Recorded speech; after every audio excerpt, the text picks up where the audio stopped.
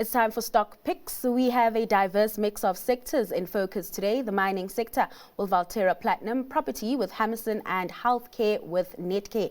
And joining us now to unpack these counters is Richard Court from Argon Asset Management. Richard, thanks so much for your time this afternoon. And let's start with Volterra. I'm actually quite interested in your analysis on that counter, previously known as Amplats, of course. We've seen a surge in platinum prices, and it seems like Volterra has been benefiting the most. Is that why you're picking it out of that bunch? Firstly, good afternoon. Thank you for having me on your show. Just to take a quick step back, it is a very diverse selection, but there is some common threads between the three, even though they're from very different sectors. So hopefully I get a chance to touch on that. We've been quite, we like the idea, or we like the PGM sector for a little while now, but not all of the PGM producers are created equally. So why we preferred Volterra, which is the old is the new name for Amplats, is because of its asset base. So what's been attracting us to the PGM sector is the demand and supply dynamics. So you've got, on one hand, you've got that demand. There's been lots of question marks about where the future demand for PGM is going to come from, especially with the rise of electric vehicles in the mix. Still 2/3 of PGM demand goes to autocats, which is primarily in internal combustion engines. So there's been a big question mark around the demand going forward for PGMs.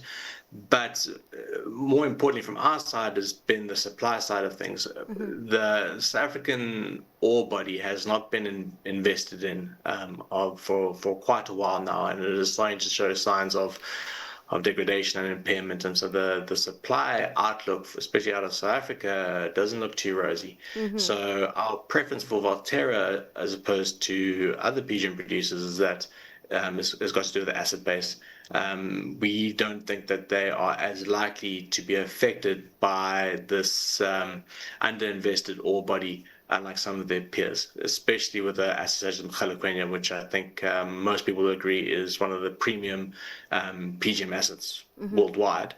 It's got a long life. It's very well positioned on the cost curve.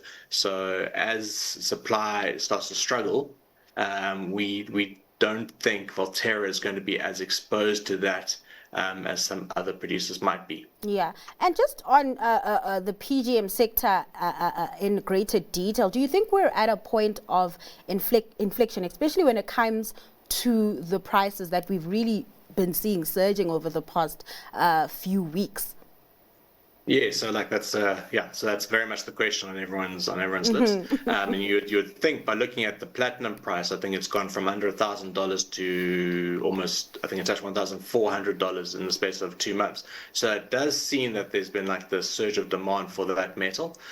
Whether it is sustainable or not, I'm not sure. I don't know. It seems lots of the stories that are coming out that the demand is coming from jewelry fabricators out of China restocking. So whether it is sustainable or not, I'm not sure of, but it's also not critical to the investment thesis, especially with Volterra. Volterra's balance sheet's in a decent position. Its asset base is very good. If the price of platinum were to retract and fall back down to $1,000, we still think they are best placed to make it through any sort of low commodity price environment and to emerge strong on the other side of that. All right, let's move over to your next pick, and that being Netcare. The private healthcare sector, of course, dominated by a few players, and also in an environment where the consumer is also quite cash conscious. Maybe take us through your investment case for that counter. Yes, again, so using the same sort of framework of demand and supply. So again, there's been very little new private hospital beds added to the sector for a long time now, easily well since before the COVID pandemic. I think there's one new hospital being built in Paarl, next year by Life Healthcare. Other than that, there's no new supply coming on, and you can sort of understand why. I mean, the sector is under a lot of pressure. We know what the South African consumer is like at the moment. Times are tough, and you've got funders who are really putting a lot of pressure on the private hospitals in terms of their tariffs, and also trying to move more procedures into outpatient facilities. And like load shedding wasn't too long ago as well, which, I mean, our private hospital cannot afford to go down for a single minute. So they had this storm that was COVID. They came out of it, and they're facing this incredibly tough operating environment. But in spite of that, they've been able to grow their revenue, and because of the high fixed cost base, they've been able to expand their operating margins in spite of these headwinds. I mean, there's very little you can say that's gone right for private hospitals in South Africa over the last 5 years, but they're still fighting the good fight and increasing their margins. And I think they're also doing making some smart decisions around the free cash flow that they're generating, in terms of not going out and adding capacity, but rather returning the capital to shareholders through dividends and share buybacks. And just quickly before we move over to your last pick, I know there's a lot of back and forth when it comes to NHI, but are you pricing in that risk, the possible impact that could have on Netcare? I definitely think it has a very negative sentiment around the industry. I think the uncertainty around NHI is just holding a lot of capital back from investing in the sector. But I think the probability that NHI gets implemented shortly in the form that it is currently proposed is quite low. I think we're seeing a lot of legal challenges to it.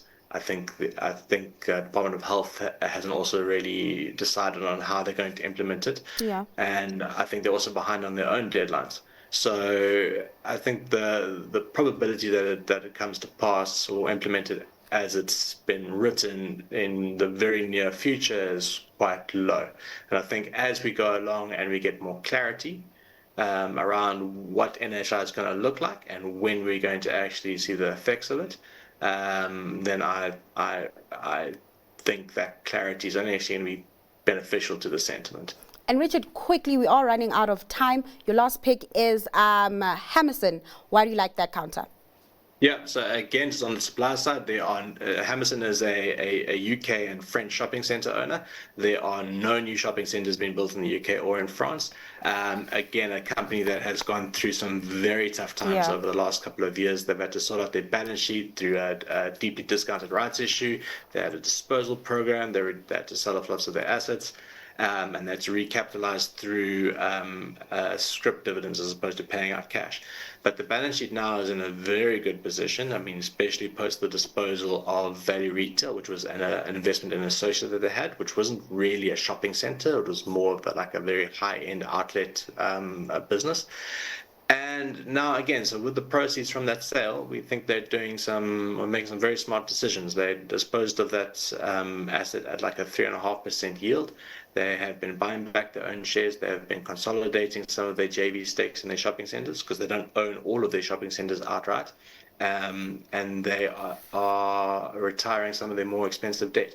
So you've got this situation where there's no additional supply coming in. The question around demand is uncertain, but they've got the balance sheet to see it out.